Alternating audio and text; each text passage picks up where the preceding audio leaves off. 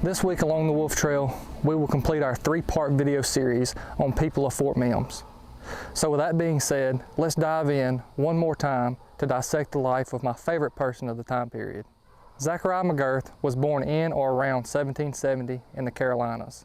Though having a strong connection to the East Coast, in 1793, Zachariah took up residency amongst the creeks around the large village of Tuckabachie, which was located on the lower Tallapoosa River. As he was trying to cross the racial divide between white and native, he soon married Alexander McGilvery's widow, Vicey Cornels. In 1799, Benjamin Hawkins wrote about a young Zachy McGirth in his personal journal as being a careful, snug farmer who has good fences, a fine young orchard, and a stock of horses, cattle, and hogs. Did Hawkins think Zachariah was Creek? In this journal entry, we can only assume that Hawkins believed Zachariah to be transitioning from Tory loyalist to Creek. Around 1807, Zachariah and his wife Vicey moved from their Tuckabachie plantation to a familiar residence along Little River in Tensas region. There, Zachariah primarily focused on his farming and his large labor force of slaves. During the Creek Uprising of 1813, the McGirth family, who now consisted of 6, maybe 7, abandoned their Little River plantation to take up refuge in the overly crowded Fort Mims. On the 27th of August, Zachariah sent 3 of his enslaved men upriver to his plantation to gather provisions for the starving inmates of Fort Mims. As the Red Stick warriors made their way down the east bank of the Alabama River towards the Tensas region, they captured the McGirth slaves, but luckily one escaped. The warriors interrogated the slaves about the Tensas occupants, their whereabouts, and their state of being. The slave who escaped the Red Stick warriors was one of the first to bring the information into Fort Mims, that the Red Sticks were certainly on their way down into the region. This same claim being thought a false one by Major Beasley. On the morning of August 30th, 1813, Zachariah started his day just like any other day, except this day, he himself would plan to leave the fort in order to gather provisions for his family and the still starving inhabitants of Fort Mims. Zachariah and 2 of his enslaved men gathered their things, headed out the west gate, and made their way to his flatboat, which was located around Boatyard Lake.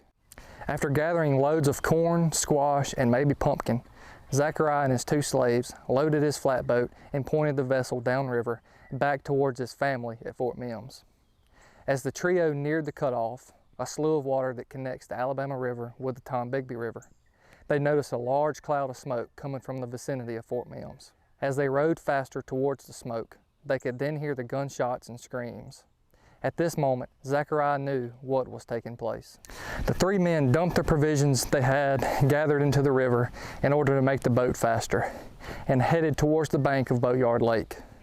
Rushing up to the fort would surely lead to their death, so they tucked away into a thick ravine of river cane until they could hear nothing but a few distant musket shots. As dusk fell over the swamp of Boatyard Lake, Zachariah and his 2 slaves slowly made their way towards the fort. As we can only assume, Zachariah was the first to witness the carnage and tragedy that had just taken place here on this 1-acre piece of ground. The burning ruins of the fort walls and the charred remains of the people he had just left some 12 hours previously that morning had to have been the worst sight anyone could ever imagine. The worst part being that his wife and children had to be amongst the dead. As the distant campfires of the Red Stick warriors burnt in the distance, Zachariah and his slaves scoured the charred remnants of Fort Mims, frantically searching for his family. After searching for hours, the men came up empty-handed. With no trace of his family, the trio left the fort behind, boarded his flatboat, and headed downriver to Fort Stoddart. There, he was one of the first people to bring the awful news of the massacre to General Ferdinand Claiborne. At the time of the attack on Fort Mims, Zachariah was approximately 43 years old, and his wife Vicey was 53 years old.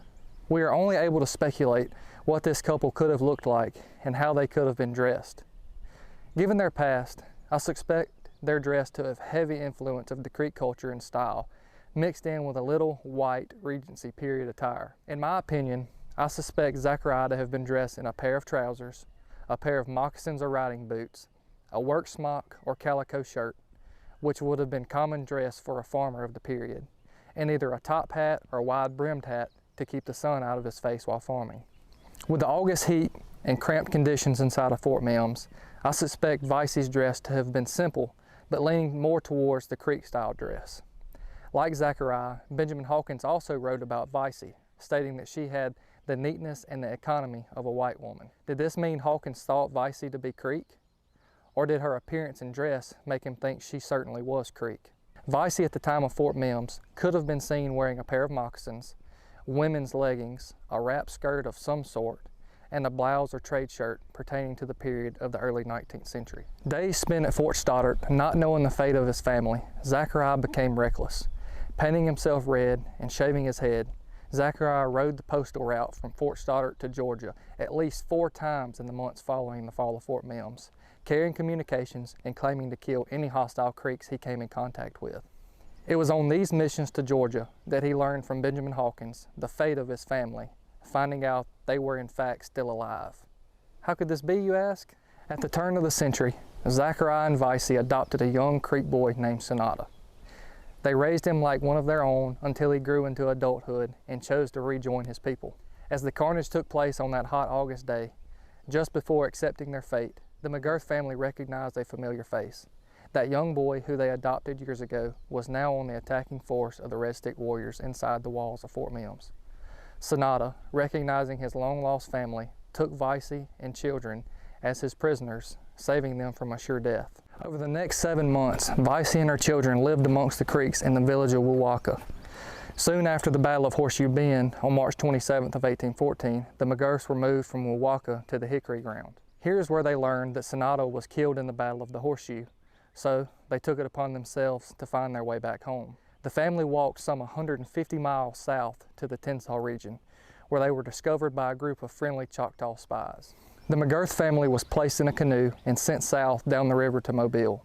As Zachariah was tending to his duties near the wharf in Mobile, a friend came up to him, stating that there was people there who would like to see him. As he approached the canoe, the women and children were unrecognizable at first. As soon as Vicey removed her blanket, Zachariah immediately recognized her. The family was reunited at last.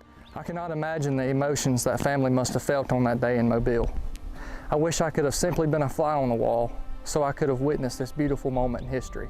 Zachariah and Vicey's life and time at Fort Mims could be a Hollywood award-winning movie, but for now, it is simply one of my favorite accounts to read about in the history of the Creek War. I hope y'all have enjoyed this series on the people of Fort Mims. See y'all soon, somewhere along the Wolf Trail.